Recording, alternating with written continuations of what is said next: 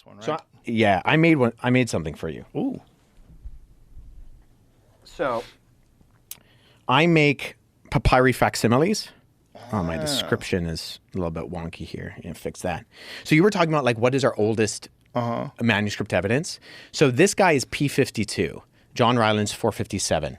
So that's a genuine Egyptian papyri that I made. I cut it out for you, and then I transcribed the text on that manuscript. So when we're talking about what is potentially our oldest evidence for the New Testament, this manuscript that most likely comes from Oxyrhynchus, Egypt, is the one that usually is universally accepted as our oldest one. And that contains John 18, where Jesus is on trial before Pilate.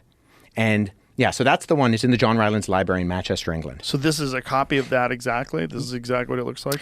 Yeah, so I cut that out on the papyri with a scalpel, and then I transcribed the text on. You did a great job, dude. And this is, you nerded out. I know. I'm for real nerded listen, out. This is a real nerding out of. So that's actually, yeah, so that's someone else's facsimile, which is not as good as the one I made. It's not as good. Yours is better. And where Jesus is on trial before Pilate, and Jesus says, everyone who follows the truth, who is following the truth, follows me. And on the back has the words of Pilate saying, what is truth?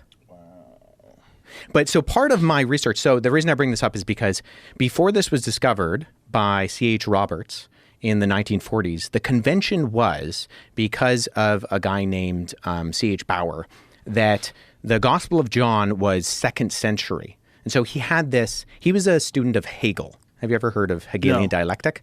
So you have like a thesis, synthesis, and antithesis. Yes. So Hegel had this philosophical theory, and his student Bauer takes that and he incorporates this into history.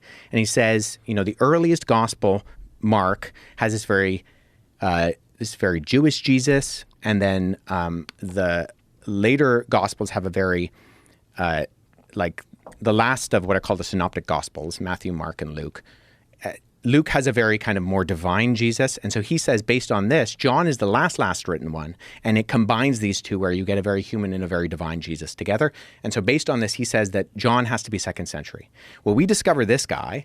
C.H. Roberts is, you know, literally going through these piles of manuscripts in these drawers that are being like stashed away.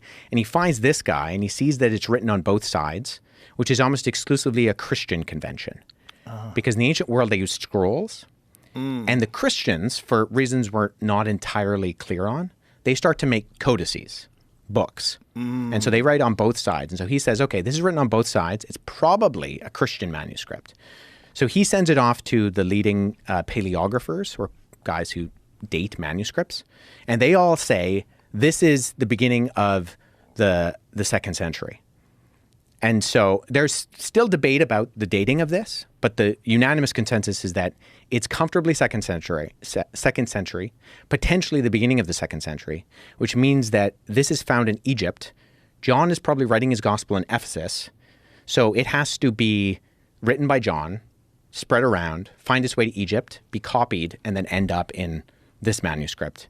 Wow. Which means that at minimum, you've already pushed the Gospel of John back into the 1st century comfortably, and potentially even like most likely into the lifetime of the eyewitnesses of these events. And so all of the literature up until that point from the scholarly consensus about the dating of the Gospel of John gets totally rewritten. Wow. And it's because of that guy. And because of my academic work where I was telling you, like in paratextual features, when we look at these tiny manuscripts and you figure out, okay, well, what does that look like on the page? I also made you. So this is, I used 2 different variations of papyri. Whoa.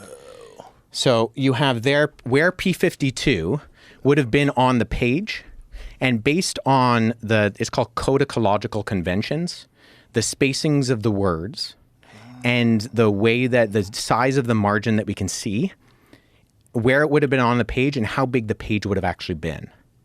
So this is like a reconstruction, and then I filled in the rest of the text in the same sort of stylistic hand of the scribes at that time, what that page would have looked like. So this would have come from what would have been essentially a pocket copy of the Gospel of John.